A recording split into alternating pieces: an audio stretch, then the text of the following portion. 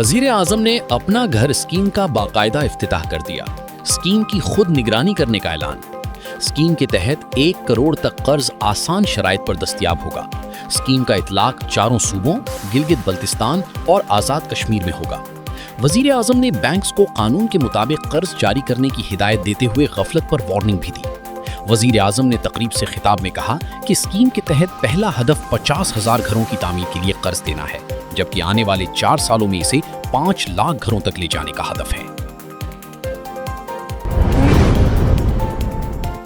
विफाकी आईनी अदालत ने सुपर टैक्स के नफाज को आईनी करार दे दिया। तफसीली फैसला जारी। विफाकी आईनी अदालत ने सुपर टैक्स केस का तफसीली फैसला जारी कर दिया। 293 सफ़हात पर मुश्तमिल तफसीली फैसला चीफ जस्टिस अमीनुद्दीन खान ने जारी किया। विफाकी आईनी अदालत ने इनकम टैक्स ऑर्डिनेंस 2001 के सेक्शन 4C के तहत सुपर टैक्स के नफाज को आईनी करार दे दिया। फैसले में कहा गया है कि सुपर टैक्स का नफाज इनकम टैक्स से आजाद और एक अलग टैक्स के तौर पर तसव्वुर किया जाएगा। अदालत ने इस्लामाबाद हाई कोर्ट के सेक्शन 4C के खिलाफ फैसले को मनसूख करार दे दिया।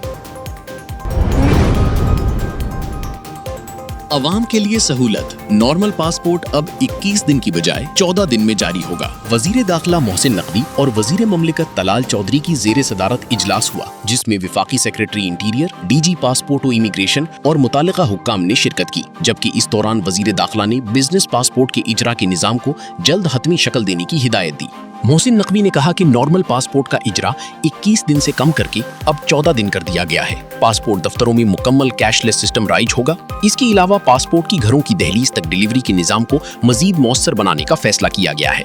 वजीर दाखिला ने पासपोर्ट दफ्तरों में 15 रोज तक मुकम्मल कैशलेस निज़ाम राइज करने का टास्क दे दिया। खैबर पख्तूनख्वा में ज़कात फंड हाजिर सर्विस और रिटायर शुदा सरकारी मुलाजिमीन में तकसीम होने का इंकशाफ। खैबर पख्तूनख्वा में माली साल 2025 की ऑडिट रिपोर्ट में ज़कात फंड में बेज़ाब्तगियां सामने आई हैं।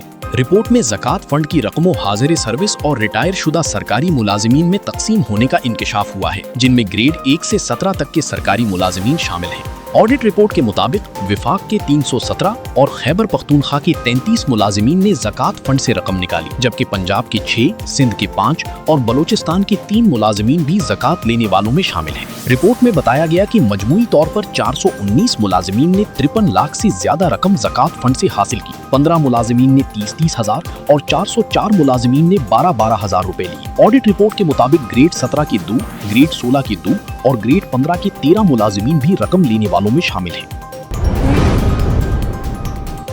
4 साल की बुलंद तरीन सतह पर पहुंचने के बाद आलमी मार्केट में तेल की कीमतों में कमी आ गई। ईरान के खिलाफ मजीद जंगी कार्रवाइयों पर गौर, नाकाबंदी और आबनाए हुर्मुज की मुसलसल बंदिश के बायस आज तेल की कीमतें 4 साल की बुलंद तरीन सतह पर पहुंच गई थीं। ताहम अब आलमी मार्केट में मुसलसल इजाफे के बाद तेल की कीमतों में कमी हुई है। रिपोर्ट के मुताबिक आलमी मार्केट में ब्रेंट खाम तेल $124 से कम होकर $114 फी बैरल पर आ गया, जबकि WTI $110 फी बैरल से $104 फी बैरल पर आ गया।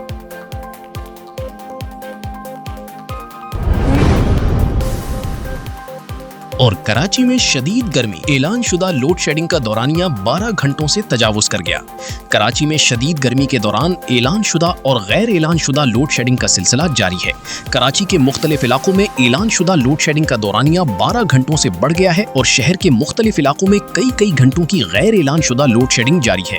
कराची के इलाके garden, Lyari, north Karachi, new Karachi, Malir, Korangi, Orangi में कई घंटों की लोड शेडिंग की जा रही है, जबकि मंगोपीर, सुरजानी, सोराब गोट, बाल्दिया टाउन और मलीर में भी लोड शेडिंग जारी है।